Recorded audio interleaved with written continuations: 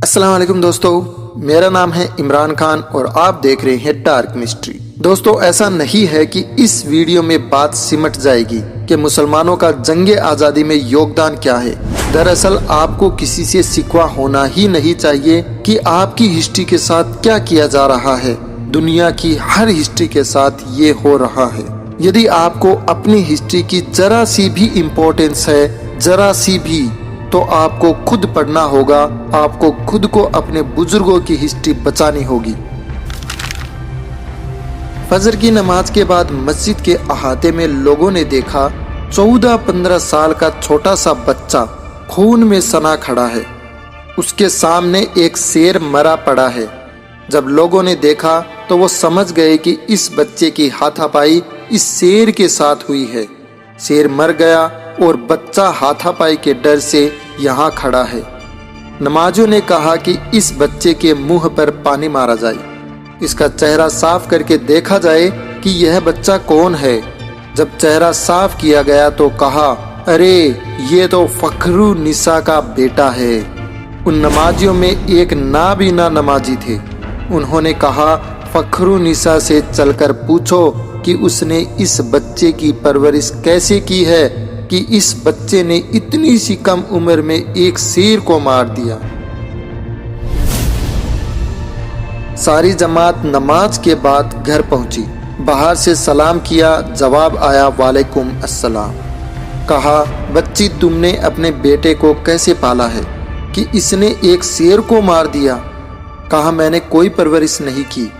जब जमाती लौटने लगे तो फखरू निसा ने पीछे से आवाज दी और कहा, हमारे पीर मेहराब शाह कलंदर के हुक्म से जब बच्चा नहीं हो रहा था तब टीपू मस्तान ओलिया की दरगाह पे हमने इस बच्चे को मांगा था और एक दिन हमारे ख्वाब में टीपू मस्तान ओलिया आए और हुक्म दिया कि इतना खिराज अकीदत पेश करना कि जब भी इस बच्चे को दूध पिलाए उससे पहले वजू कर लेना। शायद ये उसी वजू की ताकत है कि इस बच्चे ने शेर को मार दिया। उस बच्चे का नाम है फतेह मोहम्मद अली खान साहब, जिसे आप और मैं टीपू सुल्तान के नाम से जानते हैं। गूगल पर जब आप कोंगरीव रॉकेट या मैसूरियन रॉकेट सर्च करेंगे तो एक गूगल पेज डिस्प्ले करेगा।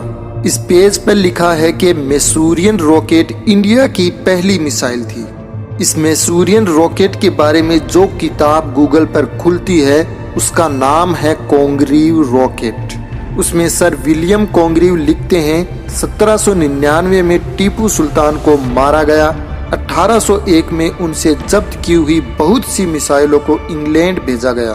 1801 से 1805 तक मैंने उन मिसाइलों पर रिसर्च की, लेकिन मैं उनके डिजाइन को नहीं समझ पाया।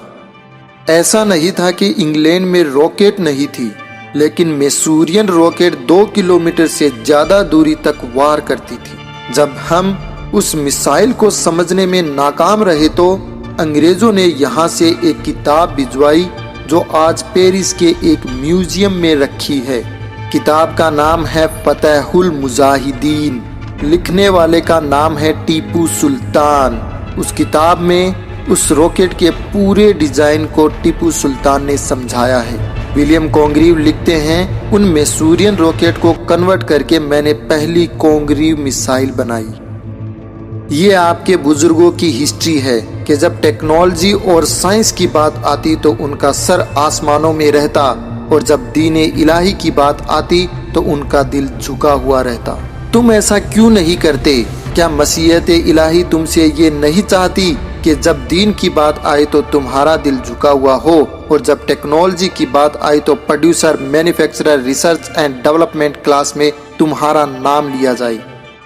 क्या तुम अपनी उस हिस्ट्री को भूल गए कि पहली तोप इंडिया में लाने वाला जहीरुद्दीन मोहम्मद बाबर था? पहली पक्की सड़क बनवाने वाला शेर शाह सूरी था। पहला रॉकेट बनाने वाला शेर मैसूर टीपू सुल्तान था और भारत को अग्नि मिसाइल, पृथ्वी मिसाइल ये बना कर देने वाला भी एपीजे अब्दुल कलाम था। क्या ये मसीहत इलाही तुमसे ये नहीं चाहती कि दीन और दुनिया दोनों तुम्हारी हो जाए? अंग्रेजों ने इस फलसफे को समझा कि کہ جس کے پاس ایجوکیشن ہے دنیا اس کے قدموں میں ہے۔ ہماری پہلی آیت اقرا ہے، اقرا۔